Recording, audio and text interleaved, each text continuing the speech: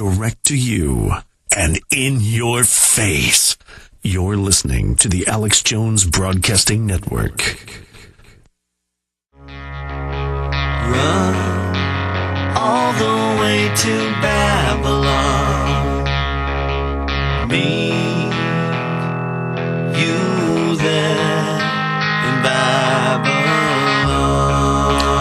We are live this Sunday, August 23rd.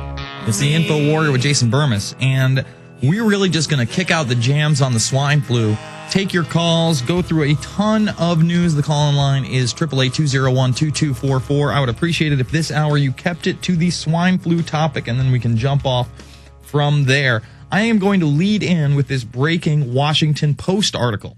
Now, this Post article actually lays a lot of what's going on down. Of course, it's soft core.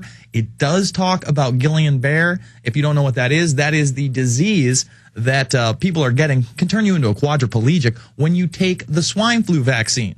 Now, that happened in 1976. It seems to be happening again. We're also going to go over the International Swine Flu Conference, which was not only a conference, there was a workshop where they really drilled a lot of the things that I have highlighted here. Just a ton of stuff. But let's go to the Post article first. And by the way, this stack right here, if you're watching on prisonplanet.tv, are just all of the local news articles preparing you for this swine flu epidemic. That's nothing more than a hoax. It's not an epidemic, folks. Again, over 30,000 people, according to the CDC, die from the regular flu a year. Yet this swine flu is not killing nearly as many people. I'm not seeing people with the masks on. It's Johnny nonsense. It's jackassery. Swine flu campaign waits on vaccine. Only third of supply is expected for first round of vast effort.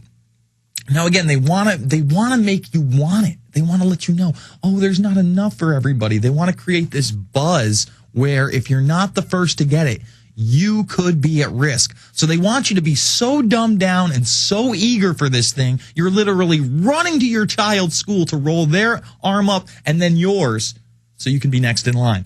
Government health officials are mobilizing to launch a massive swine flu vaccination campaign this fall that is unprecedented in scope and in the potential for complications. So far, so good, Washington Post. You are correct.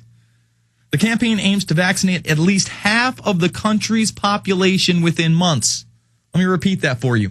Half of the country's population within months. That's over 150 million people for those that don't follow anything, that just don't know how many people live here. 150, let's say months means 3 months. That's still 50 million people strong a month. Talk about nightmarish. The United States has never tried to immunize so many people so quickly, okay? Now, officials say only about a third of the vaccine, as they were expecting by mid-October, is likely to arrive then, when the new wave of infections could be peaking. Now, here's some of the propaganda. Yes, it will be peaking after that first line of vaccinations, because when you stick people with it, they're going to get it. So, yeah, it will start to peak. Right there. Because it's not happening right now. Of course it's going to peak. It's going to shoot up. All right? To prepare more than 2,800 local health departments, they have begun recruiting pediatricians, obstetricians, nurses, pharmacists, paramedics, and even dentists. Let me repeat that for you. Even dentists. That's a long list of people that they're recruiting. That's outside of the school system, folks. We're going to get to the school system soon. Don't worry. Along with a small army of volunteers from churches and other groups. You see, because schools are a great place to vaccinate people with kids, but how do you get the other people? You go to their church. And they're going to make those places mass vaccination centers as well. This is potentially the largest mass vaccination program in human history. Forget about the United States, in human history. And that's why this little conference, it's international, baby. It's worldwide. It's the InfoWarrior with Jason Bermas. We're going to be back after this.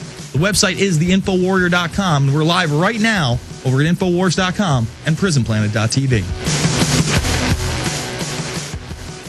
This is Alex Jones. Have you heard of the Millionaire Patriot? Well, you should. He has a free handgun and 5 days of firearms training waiting for you. That's right. You can attend 5 days of world-class gun training at Front Sight Firearms Training Institute and secure a 30-state concealed weapons permit, all for pennies on the dollar. Plus, if you act fast, the Millionaire Patriot will give you a free Springfield Armory XD pistol in the caliber of your choice. I believe now is the time that you and your family need to be armed and trained to levels that exceed law enforcement and military standards. Front Sight provides such training without any boot camp mentality or drill instructor attitudes. This is real. Don't miss out. Secure a Front Sight defensive handgun course, plus a 30-state concealed weapons permit for pennies on the dollar, and get your free handgun. Go to frontsight.com today. That's FRONTSIGHT.com. Go to frontsight.com for your training and free gun.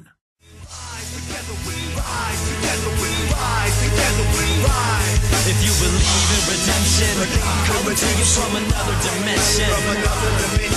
It's the InfoWarrior with Jason Bermas, and when we last left you, we were reading this Washington Post article, Swine Flu Campaign Waits on Vaccine, okay?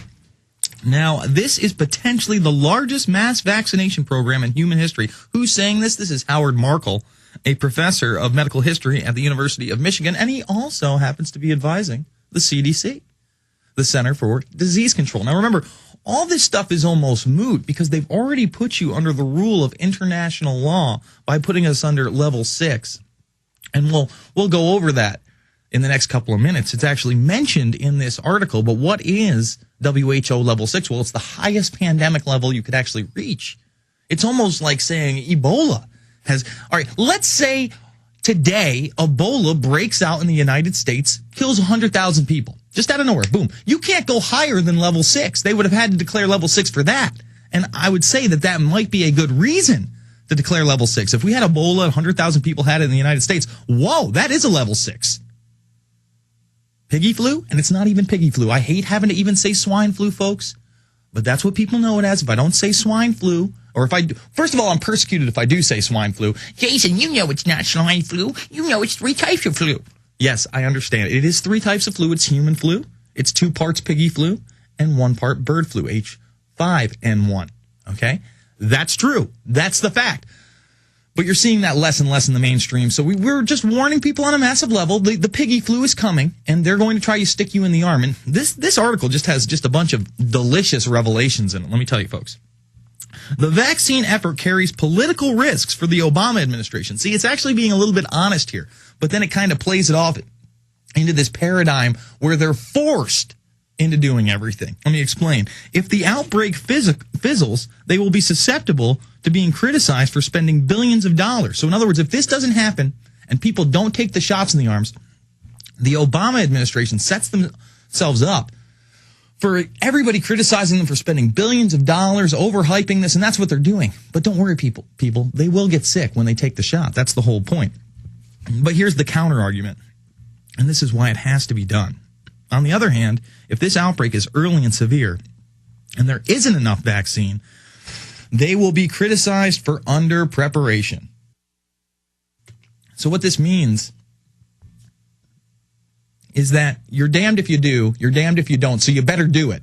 Okay, that's what, see, this is all pro-Obama administration. It gives you little tidbits of truth, but it presents it in a positive manner.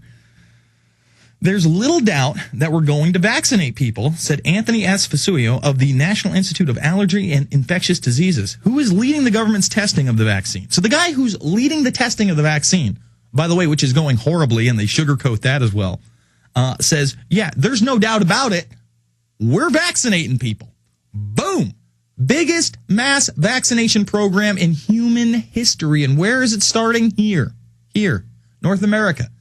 Not just the United States. Canada's going to do it too. Okay? It's an international conference, folks. We'll get to that in a moment. Let's see. The campaign is haunted by, see, this is the one, there's like a little subsection of truth here. You ready? The campaign is haunted by memories of the government's ill-fated 1976 effort to vaccinate people against the swine flu. The epidemic fizzled. In other words, it was never, ever a problem. And remember, Gerald Ford, the president then, says the same exact thing as our current Lord and leader, Barack Obama, does. It's like they're reading the same exact script. Only they're not talking about this part in 76. The epidemic fizzled, but the vaccine was given to more than 40 million people and blamed. See, they say it's blamed for causing. No, it caused. So let's change that from and blamed for causing to it caused, because that's what's reality. Okay, Washington Post? I don't want to hear blamed for causing. It caused. Okay, it caused a rare paralyzing disorder known as Guillain-Barré syndrome. It caused people to die. See, they don't say anything about deaths. And it says blamed for causing, softening it up. It's like taking a fist and wrapping it with a pillow and just going, boop. Yeah, you feel a little bit on the chin, but it's not so bad, is it? It's actually a good thing. It woke you up a little bit.